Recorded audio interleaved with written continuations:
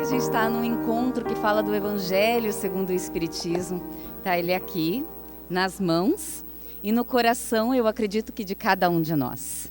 É uma honra poder estar aqui com vocês hoje, nesse seminário que é transformador. Porque o Evangelho é transformador, não é mesmo? Desde amanhã, nós estamos recebendo reflexões a respeito do Evangelho de Jesus como luz nesses tempos de transformação. Nós fizemos uma reflexão sobre a moral, a parte moral dos ensinamentos evangélicos com o Jones, baseado em o Evangelho segundo o Espiritismo, que está completando 160 anos, e fomos convidados ao Divino Concerto com o Gabriel há pouco, relembrando para cada um de nós o prefácio do Evangelho segundo o Espiritismo. E a gente sentiu no nosso coração esse convite para fazermos parte desse momento sagrado. E a gente ainda tem mais, não é? Mais um momento de agora e mais um.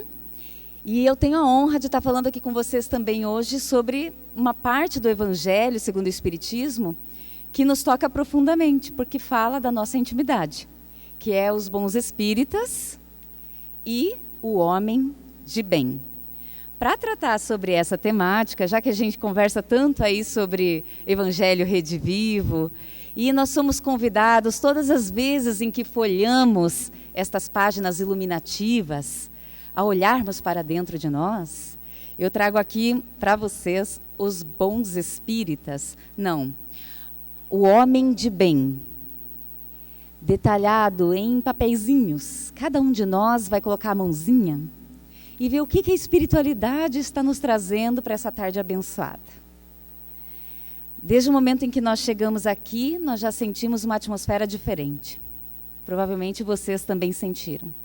E nós sabemos que além de nós estarmos trabalhando a nossa mente, o nosso coração, a realidade espiritual está ativa, em socorro, em atendimento. E durante todos esses momentos nós temos a oportunidade de servir, de contribuir. Então, quando nós buscarmos essa reflexão na caixinha, que eu peguei lá do meu trabalho, uma caixinha, botei cada partezinha de o homem de bem, para que a gente pudesse refletir, a fim de que você receba dessa espiritualidade algo que te toque individualmente, além das reflexões que nós faremos juntos. Vocês topam?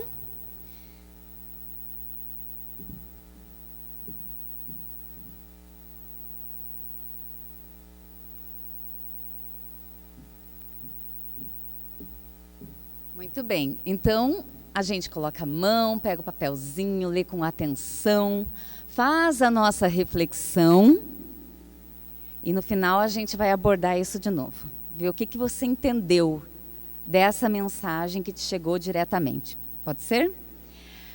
Bom, amigos, enquanto a gente vai fazendo isso, né, durante toda essa trajetória, eu queria que a gente fizesse uma análise do nosso primeiro contato ou de um contato mais importante com o Evangelho segundo o Espiritismo. Quem foi o instrumento de amor que te apresentou essa obra? Vocês lembram? Isso é individual. Quem foi essa pessoa, ou estas pessoas, ou a instituição, a Casa Espírita, pela qual você teve o primeiro contato com essas páginas iluminativas? Quando nós lemos Paulo e Estevão, e Jones mencionou isso, o exemplo de Paulo para nós, nós vamos lembrar de Estevão, que tinha o desejo de saber do Messias, mas o Messias já tinha vindo, já tinha trazido a sua carta de amor à humanidade. Então, junto a Pedro, ele é orientado de que o Messias já esteve entre nós, e que estava ali nos pergaminhos de Levi, algumas de suas orientações. Quando ele recebe estas páginas em suas mãos, estas palavras lhe tocam tão profundamente que ele devora segundo o texto de Emmanuel, o conteúdo ali presente. E ele diz: encontrei o tesouro da minha vida, preciso lê-lo com mais vagar. Então é isso que o Evangelho significa para nós. Por isso, nesse momento, né, queridos amigos, peço para que você enderece a sua gratidão a essa pessoa que você lembrou, que foi o instrumento de amor para que o Evangelho alcançasse o teu coração, ou estas pessoas. É tão bom, não é? Pois é, e cada um de nós tem uma experiência em que foi tocado mais profundamente pela receitinha de análise íntima que nós encontramos em Os Bons Espíritas e o Homem de Bem. Eu estava nos primeiros anos ali em que a faculdade estava aflorada e trabalhava numa empresa e estudava para que pudesse ter a educação mediúnica. Mas no início, muita insegurança. De repente, eu via, sentia e não sabia como agir. E o desejo de ter ao meu lado aqueles que me orientavam. O meu grupo mediúnico, o meu grupo de estudo mediúnico. A cada momento em que eu vivia essas situações. E fui mandada pela empresa para São Paulo, para um curso. E me colocaram no 12º andar de um prédio para dormir. Já pensaram? E aí todos os medos possíveis. Medo do elevador, 12º andar. Hoje aqui tem Camboriú, então quantos andares tem? Não sei dizer, vocês sabem. Medo da porta, se estava bem fechada. Medo da janela. Medo do controle das sensações que eu experimentava. E o meu medo atraiu outros medos. Porque é assim. A gente abre uma portinha. A mediunidade é como um elevador de portas abertas. Quando eu me elevo, eu sintonizo com aquele andar em que eu estou. De esforço, de autoconhecimento, de desejo de fazer o bem. Mas quando eu me rebaixo, eu também sintonizo com aquele andar em afinidade ao que eu estou sentindo. Ainda com amparo, mas nem sempre eu o percebo. Então sentei à cama, depois de revistar, é claro, a janela e a porta. Sentei à cama e olhei para o Evangelho, porque o Evangelho estava sempre comigo. E eu abri em O Homem de Bem. E o homem de bem começa assim: o verdadeiro homem de bem é o que cumpre a lei de justiça, de amor e caridade em sua maior pureza. Se interroga a consciência sobre os seus atos e depois continua: deposita fé em Deus. Deposita fé em Deus. E nós, espíritas, cristãos, médiuns, porque todos o somos, né? Seja com a gente comparando com uma flor, uma rosa ainda fechadinha ou uma rosa aberta já exalando seu perfume. Todos nós estamos no desenvolvimento do sexto sentido. Precisamos compreender destas faculdades. Todos nós precisamos depositar a nossa fé em Deus. E aí ele nos diz algo que acalenta o nosso coração, porque fala assim: sabe que sem a sua permissão nada acontece. Sabe que sem a sua permissão nada acontece. E a cada momento em que eu li essas palavras, eu me enchia de mais coragem, de mais fé, de mais confiança. A cada momento em que eu li essas palavras, eu percebia que aqueles que eu sentia ao meu lado estavam sendo amparados, acolhidos, porque o medo diminuía. O que é o medo? O medo é uma emoção muito importante para nós. Quem assistiu divertidamente aí? Pode erguer a mãozinha. Olha só, 23,41%. Que legal, gente. É muito bom nós sabermos das nossas emoções mesmo, né? O medo tem seu papel de preservação. Então, ele é importante para nós. O problema é quando nós somos dominados por ele. E isso interfere na nossa vida. Então, a gente diz assim, que como que a gente faz para superar esse medo? Se apagássemos as luzes aqui agora, tem luz de emergência. Mas se não tivesse, talvez um esbarrasse no outro para sair daqui, tropeçasse num degrau, não soubesse exatamente a direção que deve seguir, tivesse medo que os seus pertences fossem perdidos, roubados. Mas com luz, a gente sabe para onde ir, onde pisar, quem está do teu lado, o que fazer. Luz é conhecimento. À medida em que conhecemos mais e mais sobre nós mesmos, sobre as nossas faculdades, sobre as possibilidades, nós vamos adquirindo segurança. E como é bom caminhar com segurança, não é? O Evangelho nos faculta essa segurança.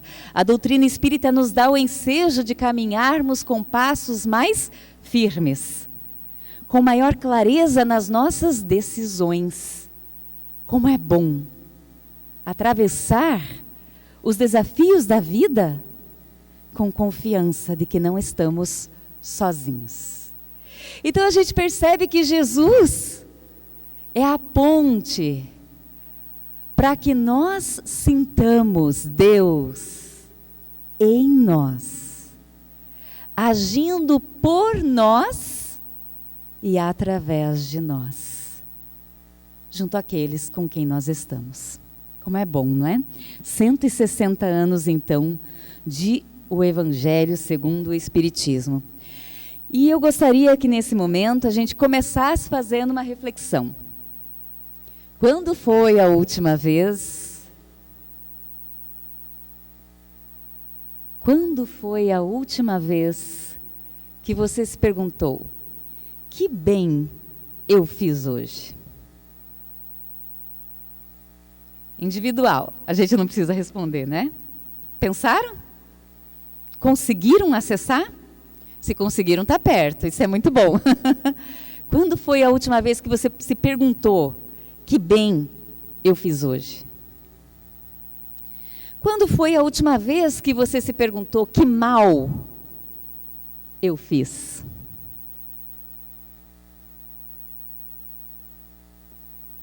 E quando você se perguntou: qual foi o objetivo, o móvel que me levou a fazer isso? Com que objetivo?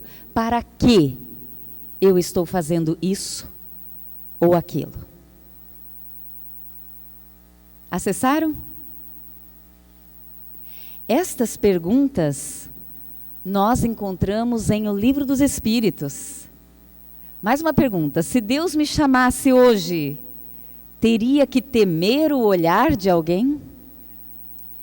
Está lá em O Livro dos Espíritos, na questão 919A.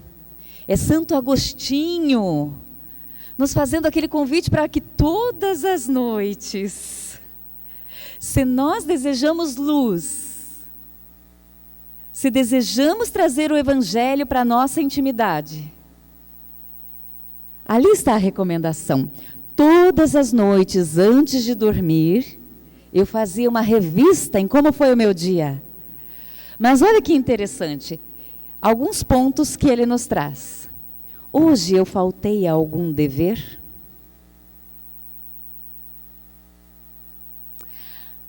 Os bons espíritas e o homem de bem está no capítulo 17 de O Evangelho segundo o Espiritismo. É um capítulo tão rico, não é? Ali também está o dever. O dever é a obrigação moral diante de si mesmo, primeiro. Depois ele continua: existe alguém com algum motivo para se queixar de mim? Que bem eu fiz hoje. E eu acho tão interessante isso, porque ele começa dizendo para nós que bem eu fiz, e não que mal. A primeira pergunta que Santo Agostinho nos traz para refletirmos é sobre as nossas forças, as nossas conquistas, sobre aquilo que já expulsa, vibra em nós, sobre o amor que está agindo em nós. Que bem eu fiz hoje. Gente, o bem, ele tem um espaço enorme na codificação espírita. Nós o encontramos em todos os livros, o convite ao exercício do amor, do bem. E nós o fazemos mesmo quando não fazemos nada no plano vigil, mas a nossa mente, o nosso coração está em sintonia com o alto. Vibra positivamente, ora por alguém. Reconsidera, ressignifica, perdoa. Faz aquele trabalho interior que é tão delicado, mas tão necessário. E na medida em que nós vamos fazendo isso, nós vamos nos libertando de tudo que nos machuca, nos aprisiona, nos torna rancorosos, perturbadores da paz dentro do lar. E a gente passa a refletir se nós estamos contribuindo, sendo pacificadores ou perturbadores. Se nós estamos construindo ou destruindo, se estamos estabelecendo pontes ou muros, se estamos nos fortalecendo ou se estamos esmorecendo, se estamos incentivando ou se estamos depreciando os anseios, os sonhos de alguém, a trajetória de alguém que esteja ao nosso redor. Então, comecemos pelo bem. Qual é o bem que eu fiz hoje? Mas é hoje. É hoje, por quê? Não é assim que a gente faz na terapia, né? Do AA? Hoje, só mais um dia sem álcool, porque então se torna possível. Se a gente pensar assim, nunca mais vou beber, nunca mais vou julgar, tão longe, né, da nossa possibilidade, ainda frágeis. Mas quando nós pensamos em cada dia, hoje, eu vou me esforçar para começar o dia conversando e não cobrando. Para começar o dia pacificando e não perturbando.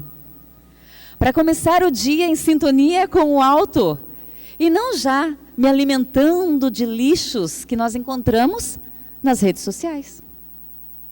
Muitos de nós acordamos e a primeira coisa é pegar o celular e ir deixando com que todo aquele conteúdo externo nos atinja e interfira em nosso estado d'alma, em tudo que às vezes temos recebido enquanto estávamos descansando no corpo físico e vivendo a realidade espiritual. Que bom quando nós acordamos, mesmo que esteja no celular o despertador, mas sintonizamos com a fonte, com a origem. O dia vai ser diferente. Pois é, então a gente começa com o bem. Hoje, que bem eu fiz. E depois, hoje, que mal eu fiz. Por que depois do bem?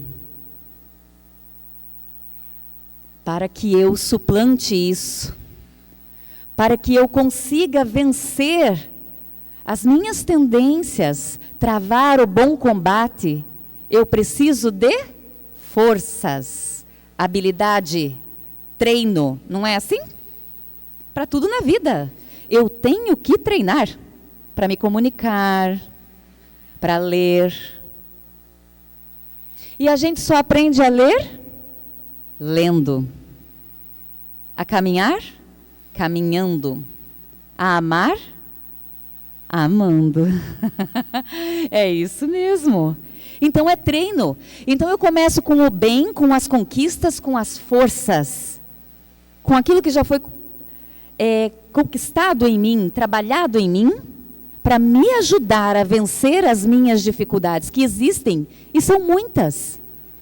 Mas eu preciso reconhecer que eu já tenho uma trajetória percorrida. Quantas vezes você venceu?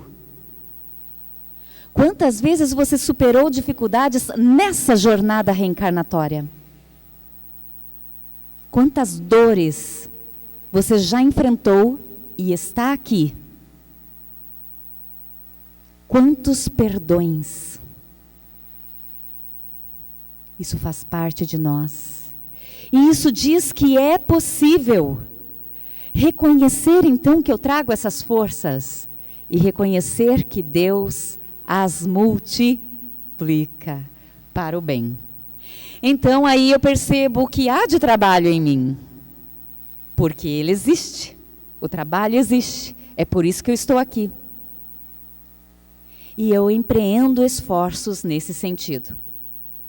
Aí, Santo Agostinho vai dizer assim, lá numa observação, quando você estiver indeciso, é tão didático, quando você estiver indeciso sobre o valor de uma das suas ações, imagine se fosse praticado pelo outro.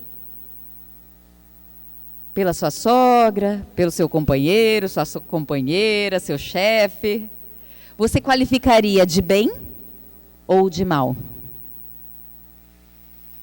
Quando a gente faz essa projeção, a gente consegue muitas vezes chegar à definição.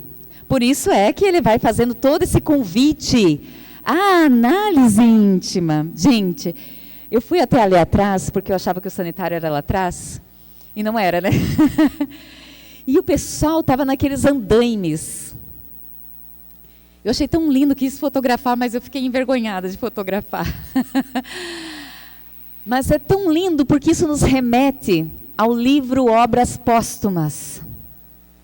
Em o livro Obras Póstumas, nós vamos ter um capítulo que trata da imitação do Evangelho, que é o primeiro título de O Evangelho segundo o Espiritismo. E ali, nós vamos ler a espiritualidade orientando Allan Kardec, que com esta obra, O Evangelho segundo o Espiritismo, o edifício começava a se libertar dos andaimes. E eles estão nos andaimes lá, né? Para que servem os andaimes? Eles estão lá na altura, trabalhando. Eu não sei exatamente o que estão fazendo, porque não fiquei olhando. Mas é lá em cima. O andaime serve de suporte para o operário, para o trabalhador, conseguir executar uma tarefa em elevada altura. O andaime serve de suporte para uma tarefa em elevada altura. Com o Evangelho segundo o Espiritismo, o edifício começava a se libertar dos andaimes. Por que já não são necessários andaimes? Deixo para reflexão? Ou conto? Por que já não é necessário andaime com o Evangelho segundo o Espiritismo? Porque pelo seu conteúdo moral, nós nos elevamos. Ele nos dá a condição de trabalhar em elevadas alturas. Ainda que seja só um degrauzinho por enquanto, tá? Não vamos imaginar que é grande coisa por enquanto, né? Mas vamos lá. Livro dos Espíritos. Ele foi nos trazido em 1857. Quem de vocês já leu ou estudou o Livro dos Espíritos? Ótimo.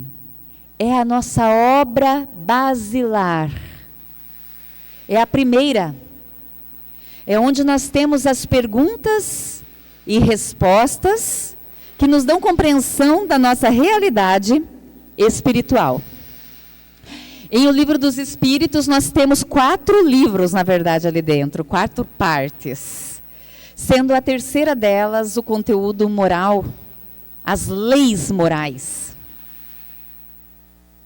E nestas leis morais, nós vamos ter um capítulo intitulado Perfeição Moral. Toda a codificação, todo o livro dos Espíritos vai nos explicar o que é ser um homem de bem. Vai nos convidar a sermos homens de bem. Homens, mulheres, todos, né? No sentido geral da palavra. Mas ali em perfeição moral isso é esmiuçado. E depois nós temos isso detalhado na obra O Evangelho segundo o Espiritismo, lançada em 1864, hoje comemorando esse ano, na verdade, 160 anos, não é? Então, em O Evangelho segundo o Espiritismo, este conteúdo de os bons espíritas e o homem de bem, nós encontramos no capítulo 17, que diz: sede perfeitos. Olha o verbo. Sede perfeitos. O que esse verbo te diz?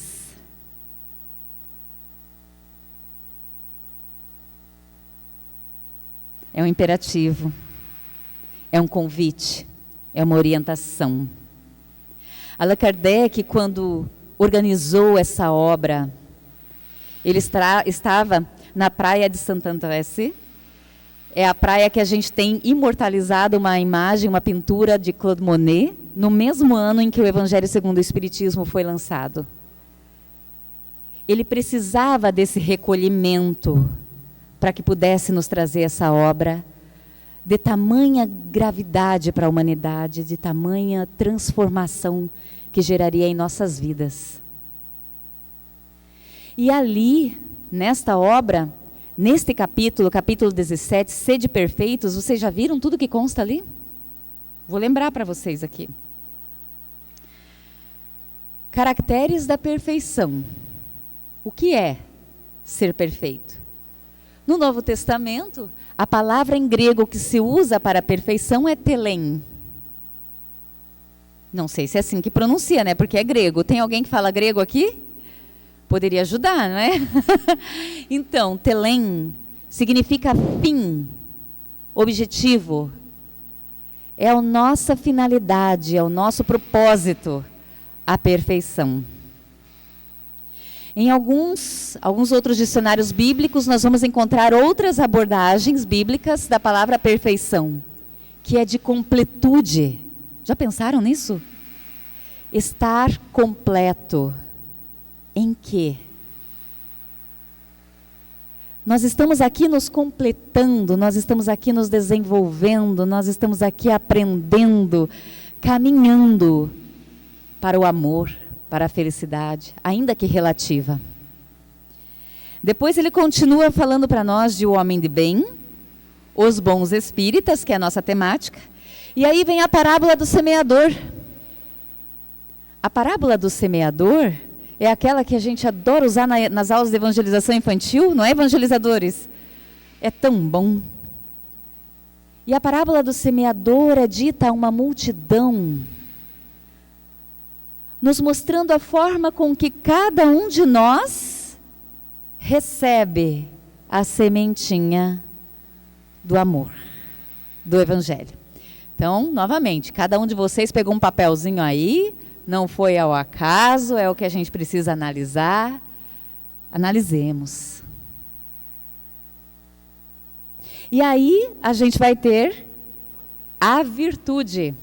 Lembram quando o Gabriel estava aqui à frente? As virtudes do céu. A virtude. O que é a virtude? É o bem maior. Então, todo o capítulo vai nos ensinar a sermos homens de bem, superiores e inferiores. Todos os somos, nos dois sentidos. Temos aqueles que esperam por nós e aqueles que nos amparam. Temos aqueles aos quais nós temos responsabilidade, tutela. Temos aqueles que foram os nossos tutelares encarnados. Ou são. Serve para todos. Depois, o homem no mundo. Estamos aqui.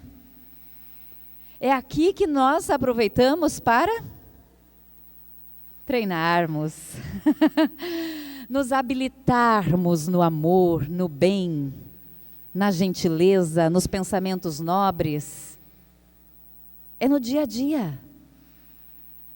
Talvez a gente consiga criar um momento para a prática da caridade, mas como Gabriel tão bem nos apresentou, esse estado da alma nós vamos adquirir nas situações cotidianas, em como levantamos, em como conversamos, no valor que damos às coisas, em como nós realizamos e para que nós realizamos as nossas atividades, as pausas que fazemos, em como nós nos preparamos para dormir.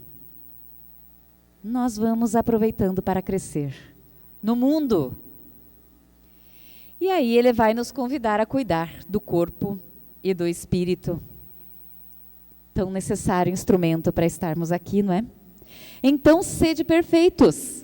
Sede perfeitos está no Novo Testamento, onde a gente vai ler assim: portanto, sede vós perfeitos, como perfeito é vosso Pai Celestial. Está lá em Mateus, capítulo 5, versículo 48. É esse convite, esse modelo, essa trajetória que nos é apresentada para aprendermos a amar.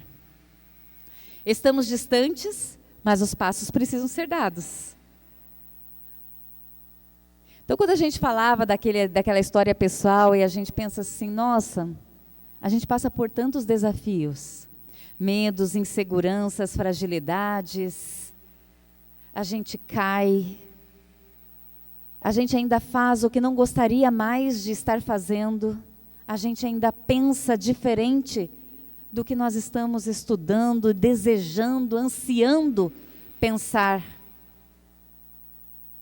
Aí a gente lembra que nós temos aqui, no mundo, as possibilidades de nos fortalecermos nos grupos de estudo do Evangelho Rede Vivo. Silvânia está ali com a camiseta, nos grupos de estudo doutrinário, nas casas espíritas, na família, no Evangelho no lar. Nós temos a oportunidade de nos fortalecer nas nossas amizades. Nós não estamos sozinhos.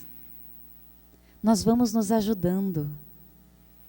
E aí a gente aprende que mesmo frágeis, com medo, com dor, ainda com impulsos que não gostaríamos de ter, Deus espera por nós.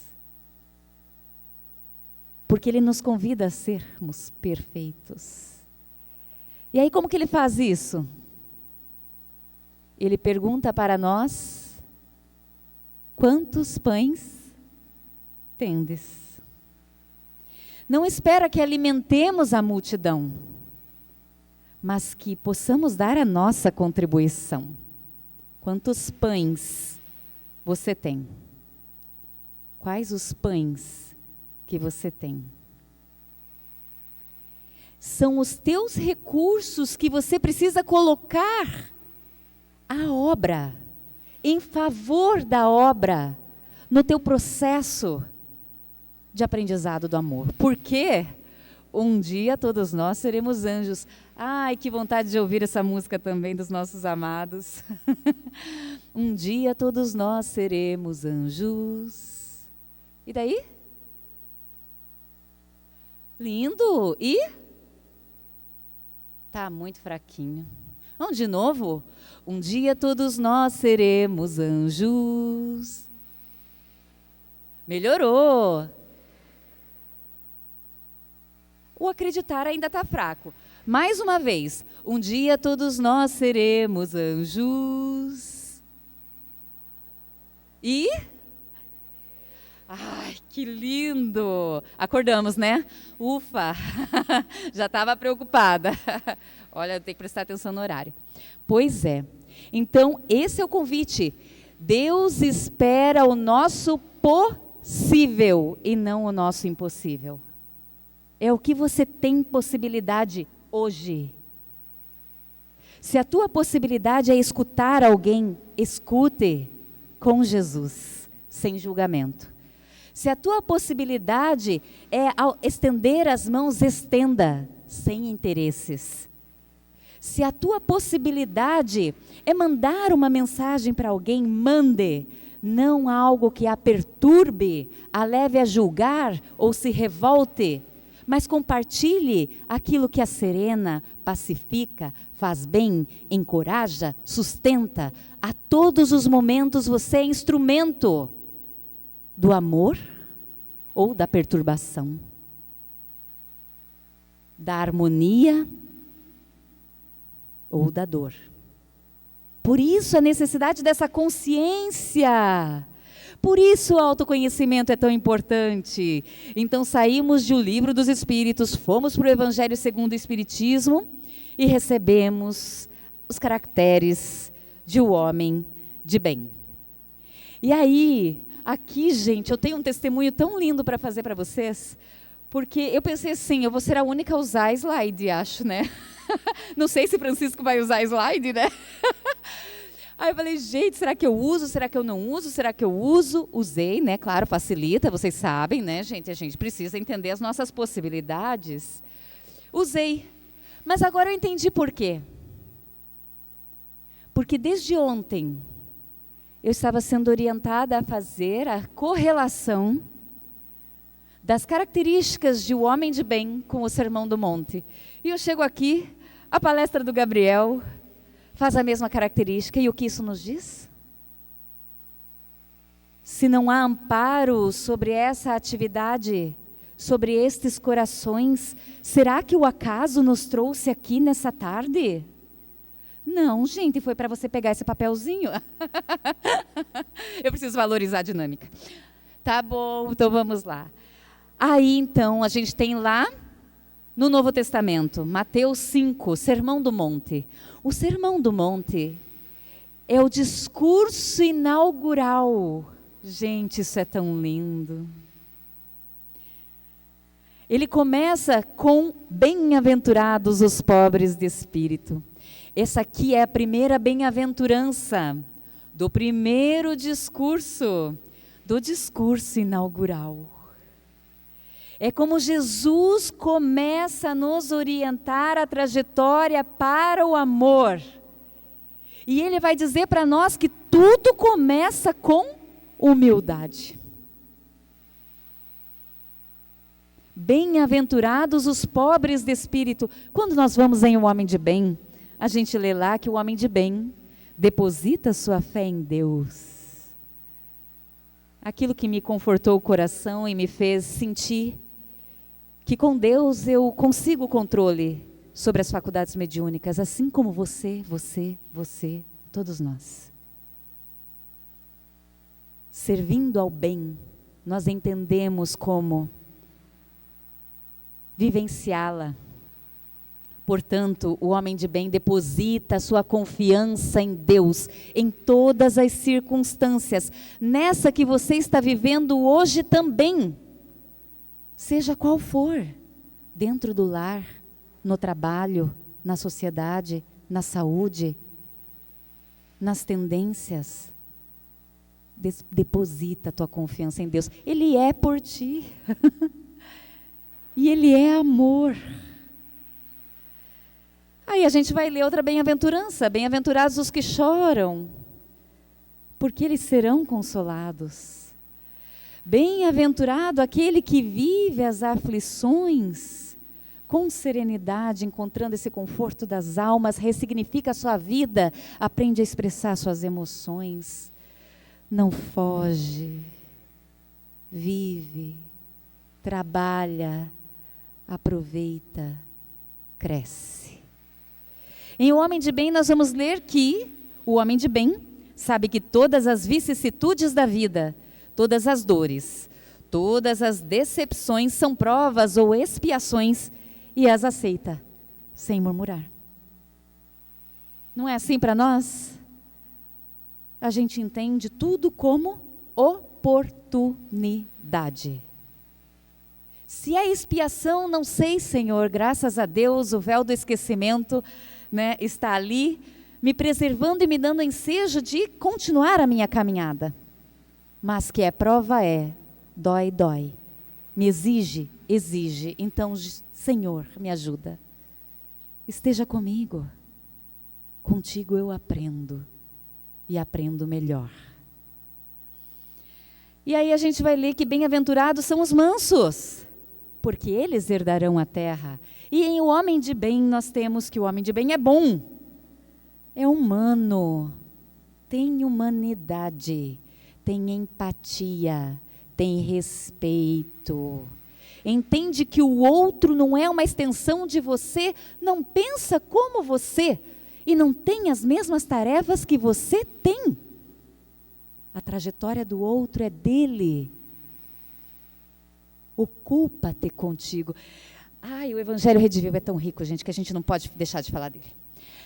Quando Jesus volta e fala com Pedro, após a crucificação, e aí ele diz: Pedro, tu me amas? Sim, Senhor, tu sabes que eu te amo. E aí qual é a orientação de Jesus? Apacenta as minhas ovelhas. Tudo bem, não é isso que eu quero falar. Na continuidade, Jesus, conversando ainda com Pedro, vai contar para ele como que ele vai deixar o corpo. Que ele vai ser crucificado, né? E tudo aquilo mais, vão cingir e tal. E Pedro ouve tudo aquilo. Passa ali por perto, João. E Pedro pergunta, né? E quanto a este? E Jesus diz: que tens quanto a ele? Que tens tu quanto a ele? Se eu quero que ele viva. Então, cada um de nós tem a sua tarefa, as suas responsabilidades. Nós precisamos olhar mais para nós, antes de ficar olhando para o outro, para a cortina do vizinho, para como o outro está se conduzindo. Se aquele que veio aplicar passa e se comporta mal lá fora, olha para você, a tua responsabilidade está aqui dentro. O outro responderá por si mesmo. Seja um instrumento do amor. Quanto mais você faz o bem, mais isso se multiplica. E aí ele vai dizer então para nós que ele faz isso, é benevolente para com todos, sem distinção de raças nem de crenças, sendo manso e humilde em sua conduta. Sabe quando a gente estuda o ponto de vista no Evangelho segundo o Espiritismo? É lindo. Com Jesus, o nosso ponto de vista se eleva. Eu moro em Jaraguá do Sul, quem já esteve lá? Cidade linda, abençoada, né? Então, é rodeada de morros, não é? Quando a gente está assim na cidade, a gente olha aquele prédio enorme.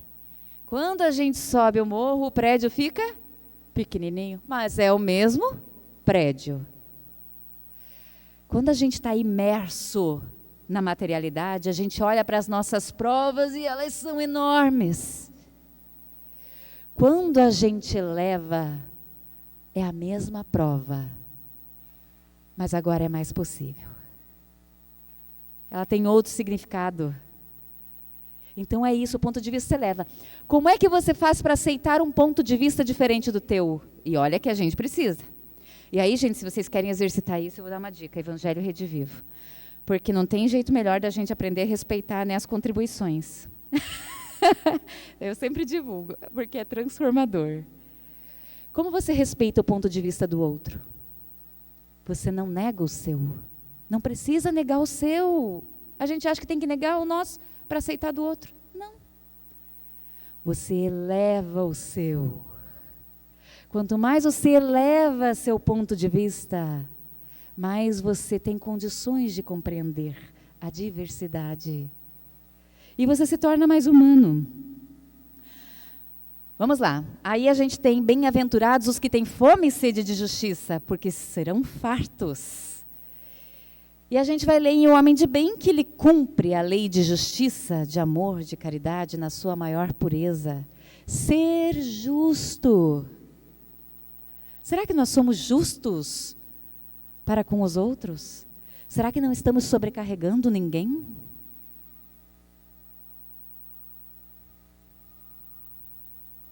Aí ele continua: bem-aventurados os misericordiosos, porque eles alcançarão misericórdia.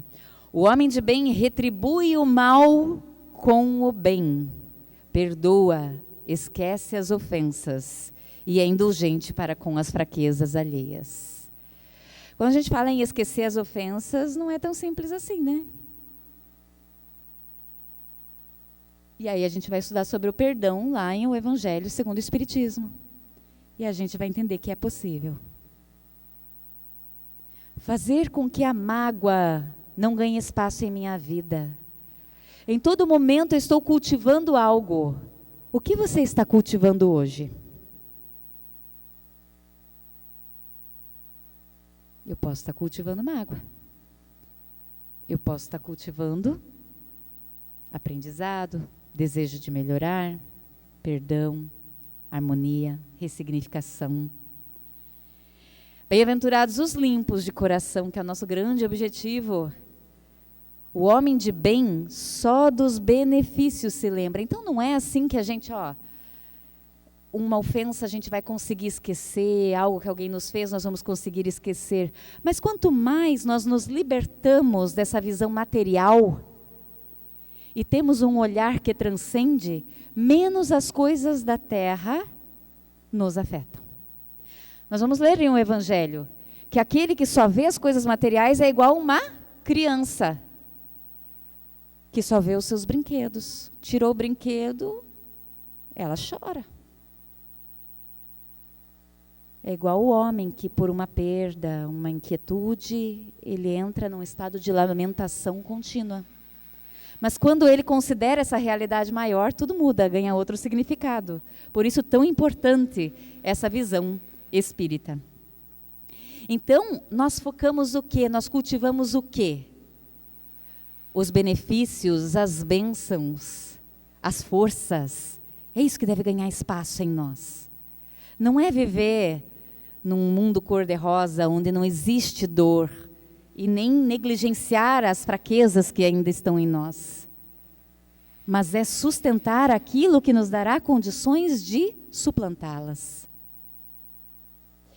E aí ele vai dizer assim: bem-aventurados os pacificadores, Jesus, não é? O homem de bem faz o bem pelo bem, sem esperar paga alguma, e toma a defesa do fraco contra o forte. Vê os chamados de Deus, as oportunidades de ser útil no meio onde se encontra. Bem-aventurados os que sofrem perseguição por causa da justiça, porque deles é o reino dos céus. O homem de bem não alimenta o ódio, rancor ou desejo de vingança. Estuda as suas próprias imperfeições. Então, nós pegamos o papelzinho ali, ele disse alguma coisa para nós. O que ele disse para você? Estou com o meu aqui, que eu também peguei, né, gente? Gostaria que vocês olhassem para ele de novo. Existe conexão dessa mensagem com o teu momento de vida?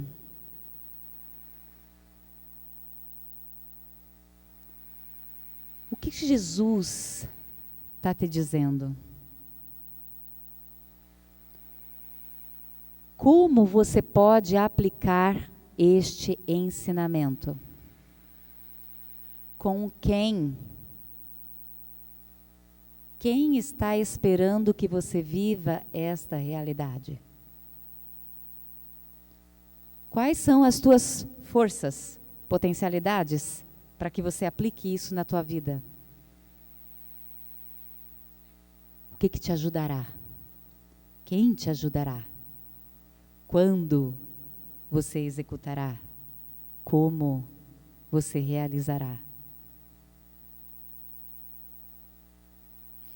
Escolha uma atitude, uma tarefa. Se nós desejamos que a cada vinda à casa espírita, a uma atividade de sustentação, nós possamos nos tornar pessoas melhores, nós vamos precisar de esforço. Bem-aventurados sois vós quando vos injuriarem, O homem de bem é indulgente para com as fraquezas alheias. E assim a gente tem o Sermão do Monte, essa base, em comparada com o homem de bem, com as características do homem de bem. E a gente vai ler lá em Os Bons Espíritas. Se nós compreendermos o Espiritismo, bem sentido e vivenciado, nós vivenciaremos essas características de um homem de bem. O Espiritismo não institui nenhuma moral nova. Por isso mesmo que a gente vê, está lá na Bíblia, no Novo Testamento, está aqui também hoje. Está nesse momento chegando a nós. Por quê? Porque precisamos ser lembrados.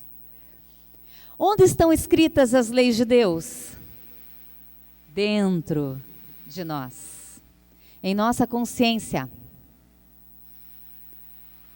Podem todos compreendê-la? Não. O homem de bem e aquele que busque acessá-las, as compreenderão. Então, esse esforço para nós acessarmos, modificando a nós mesmos, o nosso comportamento, os nossos pensamentos, se faz necessário. E aí, com isso, a gente vai adquirindo fé inabalável. Num trabalho mediúnico, uma vez, um irmão se manifestou e ele deixou uma lição que para mim se imortalizou, para mim. E ele disse: qual a maior felicidade do que atravessar as provas da vida com serenidade? Então é isso, essa segurança. Aí nós vamos ler em Os Bons Espíritas: aquele que pode ser com razão qualificado de espírita verdadeiro e sincero, se acha em grau superior de adiantamento moral. Porque quando ele lê o Evangelho, quando ele estuda a mensagem, quando ele conversa com alguém buscando ser instrumento, ele sente as fibras da alma tocarem. Enquanto que, para quem tem a visão material, muitos acontecimentos nem são valorizados. Muitos chamados nem são atendidos. Finalizando então, queridos, em suma, o verdadeiro espírita, os bons espíritas, são tocados no coração. Pelo que inabalável se lhe torna a fé. E aí, lembrando o divino concerto, para que busquemos a nossa lira, tomemos da nossa lira e entoemos esse cântico de amor. Aquele que permite que o amor lhe alcance, que abre as comportas do seu coração, para que o amor se faça no lar, no ambiente de trabalho, na sociedade, através de você. Este é qual músico? Alguns acordes bastam para comover, ao passo que o outro ouve apenas sons. Você abre o Evangelho e aquilo te toca profundamente.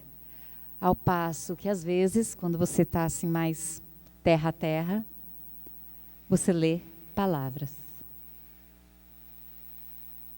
Então esse é o convite, amigos, para que nós possamos permitir que Deus possa agir através de nós, nos aproximando de Jesus. Para isso, ele finaliza em orientação a Kardec, nesse texto que encontramos em Os Bons Espíritas, dizendo que nós conseguiremos, se tivermos vontade firme.